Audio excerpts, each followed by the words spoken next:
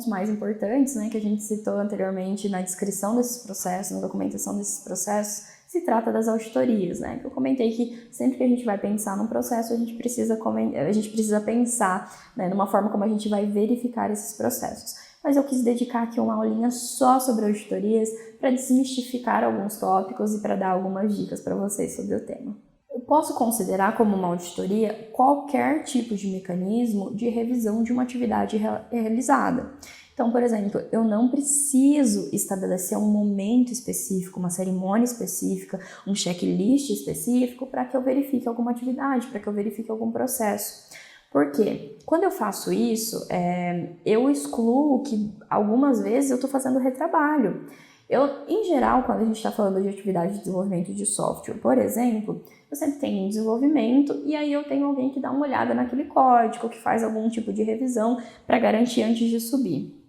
Isso é uma auditoria, porque alguém executou, alguém revisou o que foi executado, tá? Ainda que não tenha o nome aí de auditoria, isso pode ser sim considerado uma auditoria.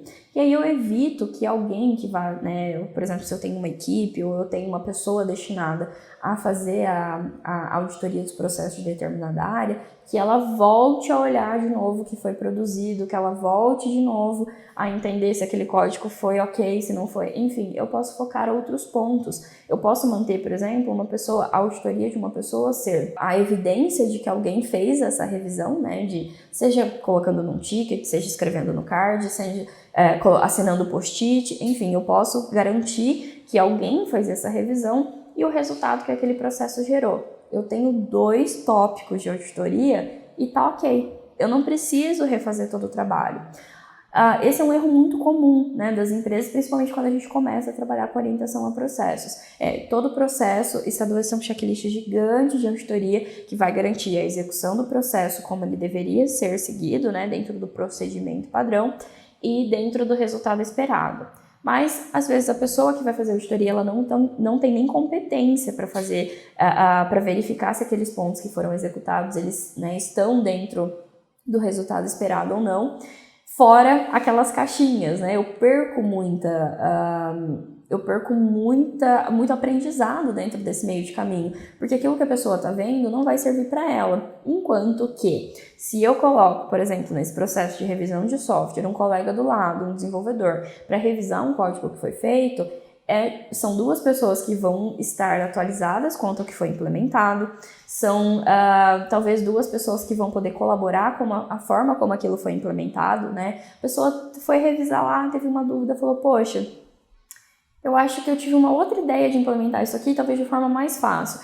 Então eu gero conhecimento mesmo no momento da auditoria. Se eu pego alguém totalmente aleatório só para verificar pontos de checklist, eu não tenho esse mesmo benefício aí do aprendizado, ok? Então é muito importante ter em atenção que a auditoria não é só o checklist. É importante sim que eu verifique o resultado que está sendo gerado daquele processo, mas que não desnecessariamente eu tenho que colocar alguém para revisar coisas que já foram revisadas, ok? Esse ponto dos checklists, né, de auditoria que eu citei anteriormente, ele comumente é citado como um dos principais motivos pelos quais as pessoas não gostam de forma nenhuma de colocar processos, porque elas sentem que isso burocratiza, isso engessa, isso faz com que elas se sintam observadas, né, com que elas se sintam ali muito mais restritas do que necessariamente para aquilo que a auditoria serve.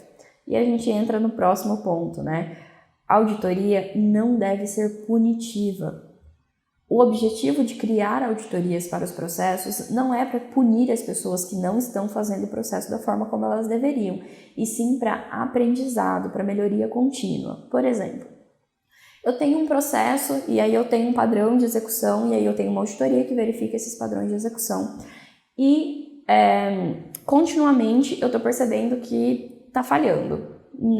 Esse processo não está sendo executado da forma como ele deveria.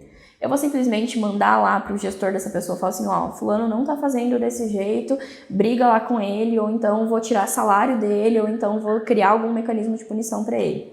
Não é assim que funciona. Se eu, enquanto estou fazendo a auditoria, estou percebendo que consistentemente esse processo não está sendo executado dessa forma, o que eu vou verificar? Primeiro, eu vou verificar se o resultado está sendo atingido, né? E aí o resultado está sendo atingido. Bacana, mas se a pessoa não está seguindo o processo, mas o resultado está sendo atingido. Deixa eu ver então por que ela não está executando. Às vezes ela não está executando porque ela não entendeu o que era aquele processo, a forma como ela deveria executar, ou porque ela achou complexo demais e ela conseguiu facilitar, ela conseguiu desburocratizar o processo, mesmo com o mesmo objetivo, mesmo conseguindo o resultado, ela conseguiu queimar ali várias etapas.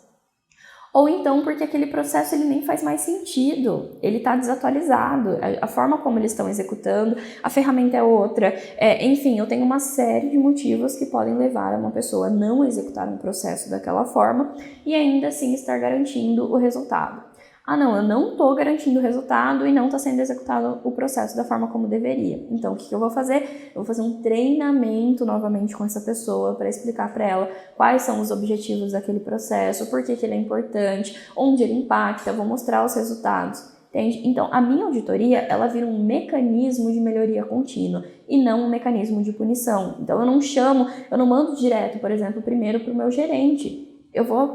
O auditor, ele tem o papel de falar com a pessoa, de tentar entender da pessoa o que está acontecendo, ele informa ela primeiro.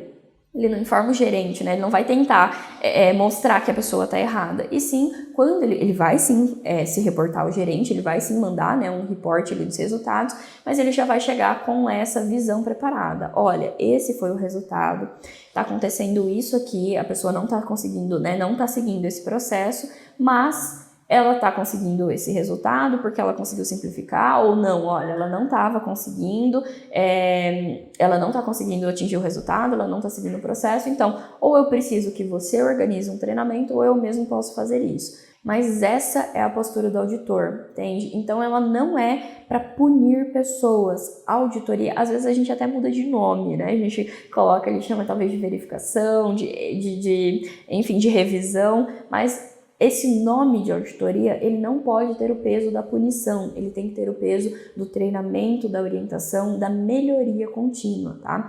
Inclusive, o fato de estar gerando, né, assim como eu citei anteriormente, estou gerando o resultado, mas está sempre o mesmo resultado, o processo está sendo seguido de forma igual. Isso também é um indicativo de que talvez eu possa melhorar esse processo para melhorar esse resultado. Obviamente, em alguns casos não é possível, porque eu já atingi o padrão de excelência. Mas é difícil, né, com que a gente tenha atingido esse patamar aí, e é por isso que a gente não consiga resultados melhores. Então, a auditoria, ela também é um mecanismo que ajuda a gente a entender quando aquele processo precisa de revisão, quando ele precisa de atualização e quando ele precisa de melhoria ou quando ele simplesmente não faz mais sentido como para o objetivo que ele foi estabelecido.